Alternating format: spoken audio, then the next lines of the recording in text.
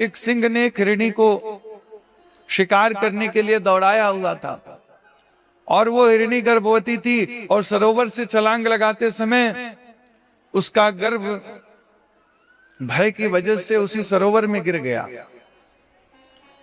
और वो हिरणी उस पार जाकर के गिरी और तुरंत प्रसव पीड़ा से अपने प्राणों को त्याग दिया। श्री भरत जी महाराज ने उस मृग के बच्चे को देखा तो तुरंत उठा लिया, उठा करके ले आए आश्रम पर, उसकी सेवा करते, देखभाल करते, उसे अपने पास बैठाते, उठाते, सुलाते, अपनी कुटिया में रखते और बड़े ही विनम्र भाव से उसके प्रति अपने मन को उन्होंने समर्पित कर दिया। अब धीरे धीरे महाराज उनका भजन, पूजन, संध्या, तप, जिस चीज के लिए उन्होंने राज्य को त्यागा, मोह माया त्याग करके फिर से जाकर के उन्हीं सब चीजों में लिप्त होने लगे।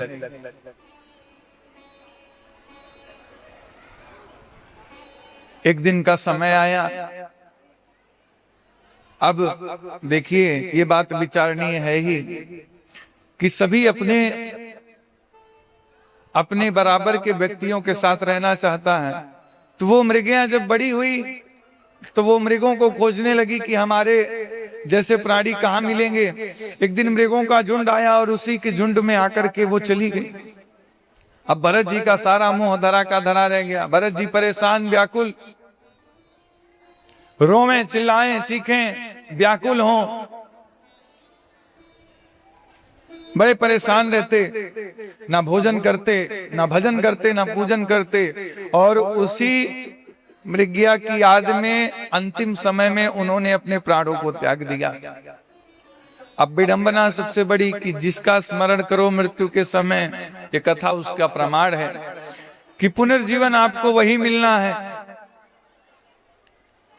श्री भरत जी को दूसरा जन्म मृग का मिला कि भरत जी को मृग का शरीर मिला। उस शरीर को छोड़ करके, त्याग करके भरत जी को फिर से दोबारा मनुष्य का शरीर प्राप्त हुआ। और जब दोबारा मनुष्य का शरीर प्राप्त हुआ तो भरत जी महाराज अब की बार एक ब्राह्मण के घर में जन्म लिए और फिर से उनका नाम भरत पड़ा।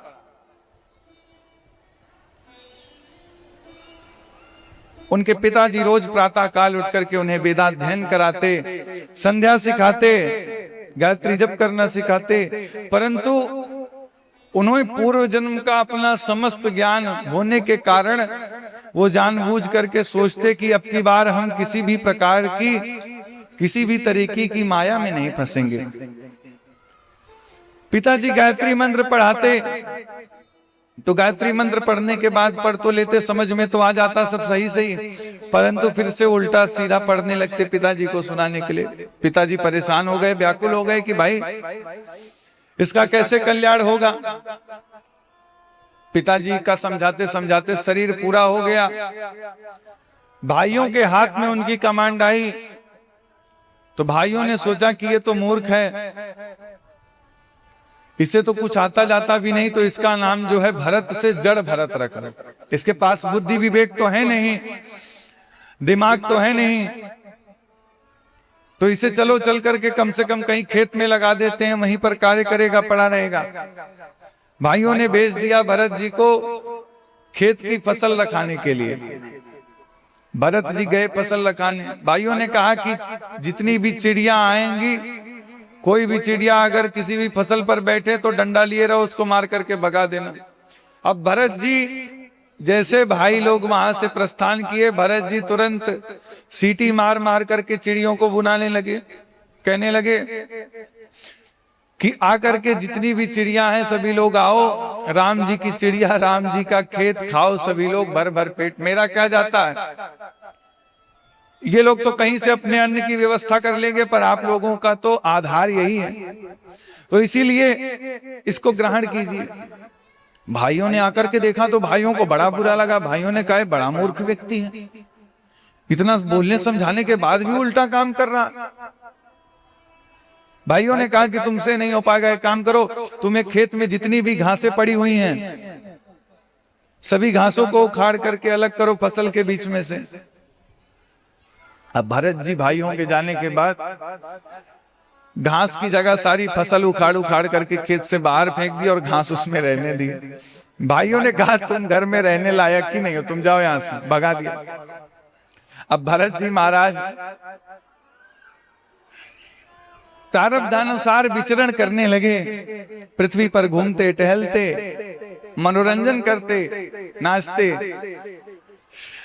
और सदैव भगवान का सुमिरन किया करते। उन्हें पता था कि ये माया मोह से कोई लेन देन नहीं है। इस माया में जितना फंसेंगे, जितना पड़ेंगे, ये उतना ही हमें सताएगी एवं परेशान करेगी, इसीलिए हम इससे दूरी ही बना करके रखते हैं। एक बार भरत जी ऐसे घूम रहे थे जंगल में, कुछ डाकू लोगों ने काली माता को बलि चढ़ाने के लिए एक नर को पकड़ा हुआ था। अब वो व्यक्ति भाग गया, फरार हो गया वहां से जान बचा करके कि भाई जान बची तो लाखों पाए लौट को बुद्धू, घर को आए, घर पहुंच गया। अब डाकू लोग बलि चढ़ाने के लिए किसी पुरुष को खोज रहे हैं, परेशान है सभी लोग कि कोई ना कोई मिले।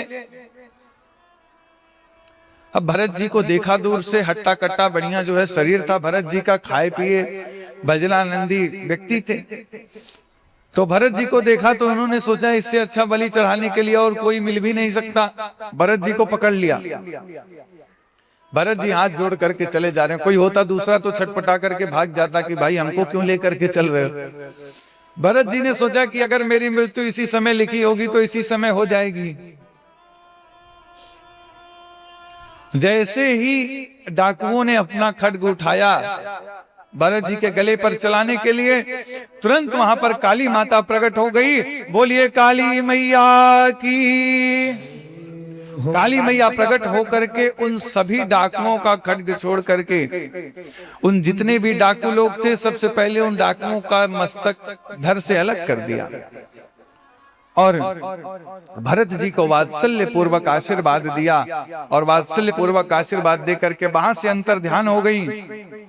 और एक दिन की और घटना है, भरत जी महाराज विचरण कर रहे थे, घूम रहे थे, टहल रहे थे। सिंध सौवीर देश के राजा रहुगढ़ की पालकी जा रही थी। अब पालकी ढोने वाला जो कहार होता है उसमें से एक व्यक्ति बीमार पड़ गया। भाई किसी की भी तबीयत कभी भी बिगड़ सकती है, तबीयत का कोई ठिकाना नहीं। अब वो बेचारा बीमार पड़ गया, बैठ गया। महाराज अब हमसे नहीं हो पाएगा, किसी दूसरे व्यक्ति का इंतजाम कर लो, किसी दूसरे को पकड़ लो। रहुगढ़ ने अपने सेवकों को भेजा, कहा जाओ जाकर के किसी तगड़े व्यक्ति को पकड़ के लेकर के आओ। सेवक लोग निकले। अब सेवकों को सबसे हट्टे तगड़े बढ़िया अच्छी शरीर बनाए हुए भरत जी दिखे। चलो चल करके राजा जी की पालकी ढोनी है, वहां जाकर के चलो सहायता करो। भरत जी हाथ जोड़ करके कहे जहां आप आज्ञा करोगे वहां हम चल चलेंगे, हमको कोई दिक्कत नहीं। भरत जी निकल पड़े। अब भरत जी पालकी तो कंधे पर धर लिए, रहुगण को बैठा लिए और जब आगे निकलते जैसे जैसे के कदम बढ़ते तो भरत जी ये विचार करते कि किसी भी जीव जंतु की हत्या मेरे पांव के द्वारा दब करके ना हो जाए, इसीलिए कहीं पर भी कोई भी चींटी की लाइन दिखती या कोई गड्ढा दिखता कि उसमें जीव हो सकता था तो इतनी लंबी छलांग मारते कि राजा की खोपड़ी जो है कम से कम 10 बार लड़ी ऊपर। राजा परेशान हो। राजा ने कहा बड़ा मूर्ख व्यक्ति है। 1-2 बार तो उन्होंने डांटा, ये क्या मूर्खता वाला कार्य कर रहे हो, क्यों उछल रहे हो, पांव में दिक्कत है क्या कोई। भरत जी ने कहा कि अरे किसी जानवर की हत्या ना मुझसे हो जाए। तो श्री भरत जी ने आगे चल करके फिर से वही घटना की तो राजा को क्रोध आया। राजा पालकी से उतर गया तलवार लेकर के हाथ में। दुष्ट मूर्ख, तू किस प्रकार के कार्यों को कर रहा है, तेरे लक्षण तो मुझे एक भी ठीक नहीं दिखाई पड़ते। लग रहा है तूने बहुत दिन से कुछ खाया पिया नहीं है, बहुत दुबला पतला। व्यंग मारने लगा। देखो देखो इसकी शरीर कितनी दुबली पतली है, बेचारा कई दिन से कुछ खाया नहीं, इससे पालकी नहीं उठ रही है, कूद रहा है, बार बार पान रहा है, यहां वहां कर रहा है।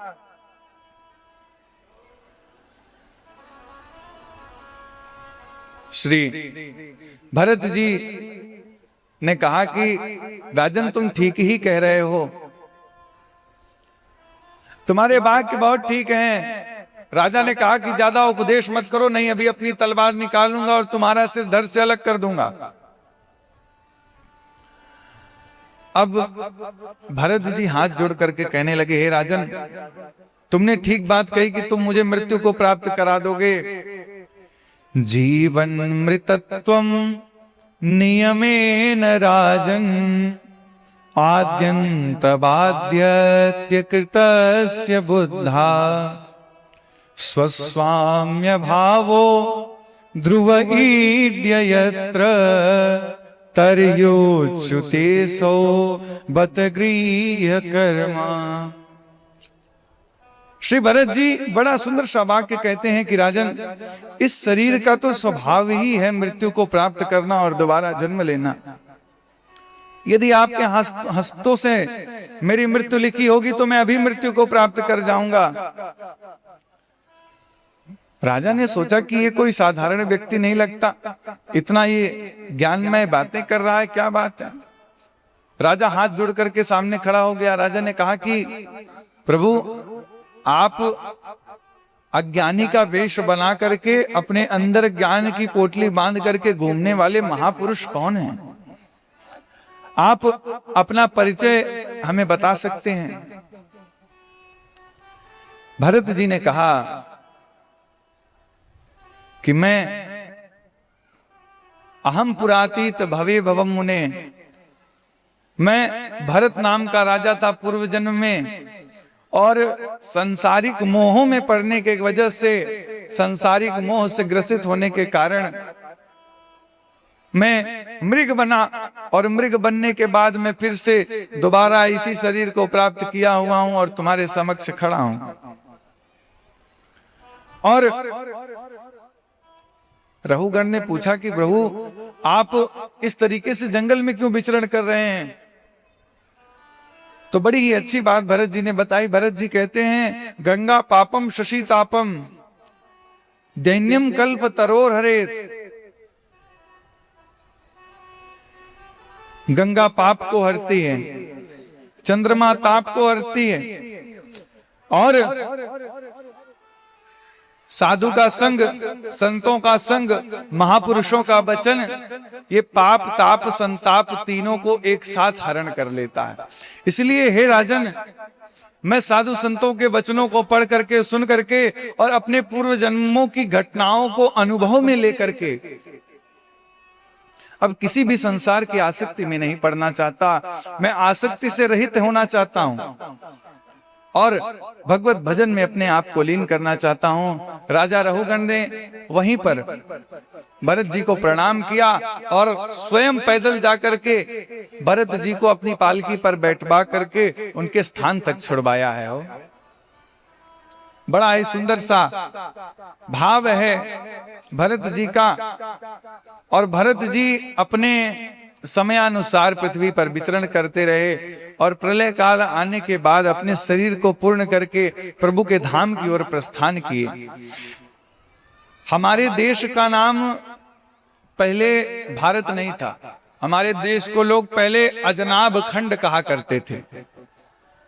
हमारे देश का नाम पहले अजनाब खंड था और बाद में इन्हीं भरत जी की तपस्या के कारण, इन्हीं भरत जी के प्रताप के कारण हमारे देश का नाम भारत पड़ा। श्री सुखदेव जी वर्णन करते हैं भारत भूमि की महिमा को गाते हुए कि हे परीक्षित, हम आप धन्य हैं जो हम आप सभी लोगों को भारत की भूमि पर जन्म मिला। भारत जैसी श्रेष्ठ भूमि पर हमें जन्म मिला। क्यों? क्योंकि भारत की भूमि इतनी श्रेष्ठ है, इतनी दैव दुर्लभ है कि इस भारत की भूमि पर जन्म लेने के लिए देवता भी तरसते हैं। देवता भगवान से कहते हैं, अहो अमीशाम की मकारी शोभनम प्रसन्न ये शाम सिद्धुत स्वयं हरि ये जन्म लब्धे नृषु भारत आजिरे। हे प्रभु, मेरा आपसे एक ही आग्रह है, एक ही विनम्र निवेदन है कि आप जब भी प्रसन्न रहें, जब भी प्रमुदित रहें, तो मुझे इस भारत की भूमि पर अपना आशीर्वाद दे दीजिए कि जब भी मेरा जन्म हो मनुष्य के रूप में तो मैं इस भारत की भूमि पर जन्म लूं, क्योंकि भारत की भूमि इतनी सर्वश्रेष्ठ है बंधुओं कि इस भूमि पर हमारे प्रभु ने 24 अवतार इसी धरा पर धारण किए। समस्त ऋतुओं का आनंद आपको इसी भूमि पर मिलेगा। अन्य देशों में आप चले जाओ, कहीं बहुत ज्यादा गर्मी पड़ेगी, कहीं बहुत ज्यादा सर्दी पड़ेगी, कहीं बारिश ही हमेशा होती रहेगी, पर ठंड गर्म और सर्द सभी का आनंद यदि लेना है तो हमारी भारत की भूमि सर्वश्रेष्ठ है। ये भारत की भूमि संतों की भूमि है, महापुरुषों की भूमि है, सज्जनों की भूमि है। हमारे प्राचीन ग्रंथ के समस्त लीला विग्रह के भगवान के जितने भी लीला विग्रह हैं, भगवान की जितनी भी शोभमय विग्रह हैं, ये सभी भारत की भूमि पर ही हुए हैं। हो ये भारत की भूमि इतनी श्रेष्ठ है जो भरा नहीं भावों से, बहती जिसमें आधार नहीं, वह हृदय नहीं पत्थर है बंधुओं जिसमें स्वदेश का प्यार नहीं। जो अपनी भूमि से, जो अपने देश से प्रेम न करे वह हृदय नहीं पत्थर है। इसीलिए हम आप सभी लोगों को अपने आप को बहुत ही सौभाग्यपूर्ण एवं अत्यंत प्रभु कृपा में मानना चाहिए कि प्रभु ने हमें अपने लीला में एवं वात्सल्य में भूमि पर जन्म दिया और इतना अद्भुत देव दुर्लभ मनुष्य तन प्राप्त कराया। अब हम भगवत भजन में लगे, भगवत चिंतन में लगे। भारत की महिमा बंधुओं अत्यंत दुर्लभ है और जितना हम सभी लोग इस भूमि की महिमा गाएं उतनी ही कम है। लोग कहते हैं जहां डाल डाल पर सोने की चिड़िया करती है बसेरा, वह भारत देश है मेरा।